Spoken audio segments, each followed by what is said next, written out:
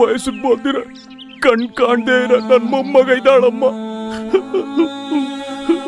ಮದುವೆ ಮನೆಯಲ್ಲಿ ನಾನು ತಿನ್ಬಿಟ್ಟು ನನ್ ಮೊಮ್ಮಗಳಿಗೂ ಸ್ವಲ್ಪ ತಗೊಂಬಂದಮ್ಮ. ಅದು ಹಿಂಗಾಗೋಯ್ತಲ್ಲ ಅಮ್ಮ, ಹಿಂಗಾಗೋಯ್ತಲ್ಲ.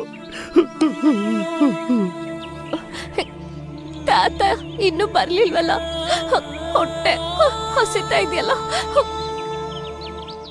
ನನ್ನ ಮೊಮ್ಮಗಳು ಹಸ್ಕೊಂಡಿರ್ತಾಳಲ್ಲಮ್ಮ, ಹಸ್ಕೊಂಡಿರ್ತಾಳಮ್ಮ.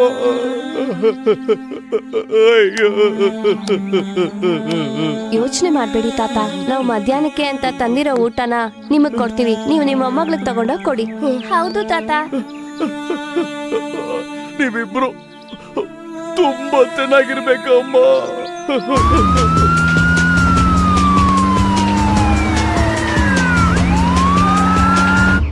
ಸ್ನೇಹ, ಏನ್ ರೇಖಾ, ಈ ಆಂಬುಲೆನ್ಸು